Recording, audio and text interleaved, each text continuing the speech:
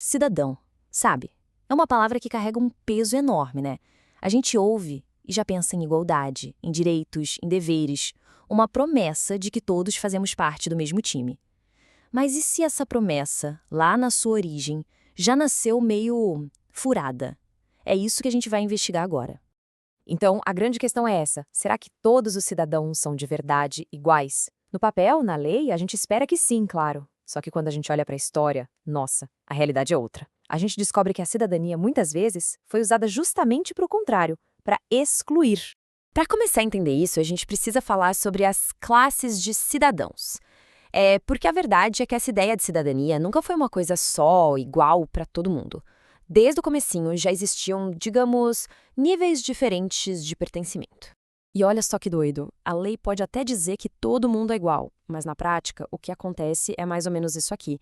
Existem os cidadãos de primeira classe, sabe, aqueles com todos os direitos protegidos pela lei. Depois vem os de segunda classe, que têm alguns direitos, mas um monte de deveres e pouca proteção. E por fim, os de terceira classe, que na prática são cidadãos só no nome, porque seus direitos podem ser ignorados a qualquer momento. E o mais chocante, isso não é de agora não. Não, essa ideia vem lá do nascimento do conceito. Vamos então para a origem de tudo, o Clube VIP original. Para a gente sacar de onde vem essa exclusão toda, a gente precisa fazer uma viagem no tempo, lá para Grécia e Roma antigas. Eles não inventaram só a democracia não, hein? Eles criaram o primeiro e talvez o mais exclusivo Clube VIP da história. E pode apostar, a maioria ficava do lado de fora. Olha, essa divisão aqui deixa tudo bem claro, né? De um lado, sócios do clube, homens, livres, donos de terra, nascidos ali na cidade. Do outro lado, bom, todo o resto. Mulheres, pessoas escravizadas, estrangeiros, os mais pobres. O mais irônico é que todas essas pessoas eram absolutamente essenciais para o funcionamento da cidade. Mas, para fazer parte do clube, aí não eram considerados dignos. E o mais interessante é que os gregos tinham uma palavra bonita para isso: isonomia, que significava, basicamente, igualdade de todos os cidadãos perante a lei. Parece incrível, não parece? Só que aí vem o pulo do gato. Essa igualdade toda só valia para quem era sócio do tal clube VIP.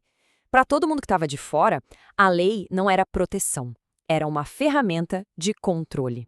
E se faltava alguma dúvida, essa citação de Aristóteles joga um balde de água fria.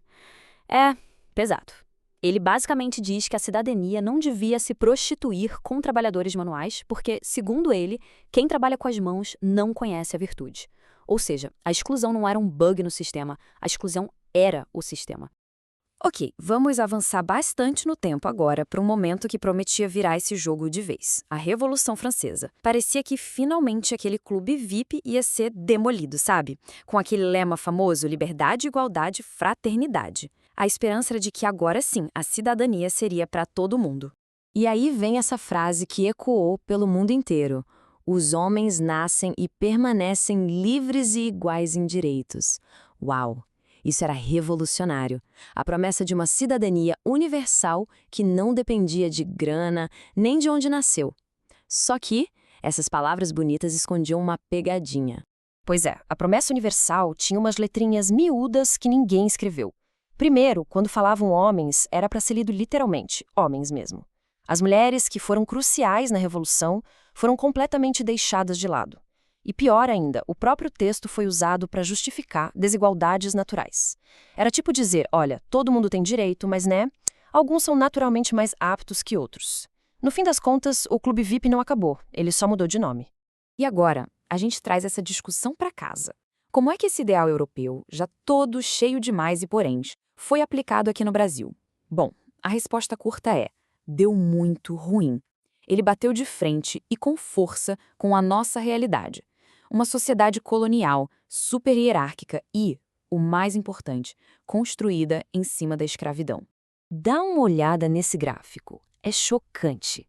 Essa barrinha pequena aí é a elite que dizia falar em nome do povo. Agora, olha para essa barra gigante do lado. Isso era todo o resto. Gente pobre, pessoas escravizadas, populações indígenas. A cidadania aqui era basicamente o discurso de uma minoria, mas uma minoria minúscula para se manter no poder em cima de todo mundo. E se a gente for falar de poder político de verdade, de voto, a coisa fica ainda mais absurda. O número é esse aí, 2%. Só isso. Durante boa parte do Brasil Império, só uns 2% dos homens podiam votar. Repetindo, 2%. Cidadania não era para o povo, de jeito nenhum, era para um grupinho muito, mas muito pequeno de homens ricos. Então, a lista de quem ficava de fora era imensa e era tudo sistemático, pensado. Pessoas escravizadas, populações indígenas, mulheres que eram empurradas para o espaço doméstico, os pobres e analfabetos. E até quem não era europeu era visto como impuro. Cada um desses grupos era barrado na porta por um motivo. Aquele ideal de cidadania que veio da Europa, aqui no Brasil, virou uma máquina de excluir gente. Mas aí a história tem uma virada importante. A gente chega na luta pela cidadania. E essa é talvez a conclusão mais importante de todas. Os direitos que existem hoje não foram um presente, não caíram do céu. Eles foram conquistados. Na raça. Foi o resultado de uma luta muito longa, muito difícil e que, na verdade, não acabou. Essa linha do tempo dá uma boa ideia de como essa estrada foi cheia de altos e baixos. Pensa bem, em 1888, a abolição da escravatura. Um passo gigantesco, claro, mas que não veio com cidadania plena. Aí, em 1932, as mulheres conseguem o direito ao voto. Outra vitória enorme, mas ainda com limitações. E logo depois, um retrocesso brutal com a ditadura militar, que tirou direitos de todo mundo. E de 1985 para cá, com a redemocratização, o que a gente vê é essa luta contínua, puxada pelos movimentos sociais, para finalmente fazer aquela promessa de cidadania valer para todo mundo. E com isso, a gente volta para o hoje. Porque a grande lição da história é essa. Cidadania não é uma coisa estática que a gente ganha e pronto. É um campo de batalha constante.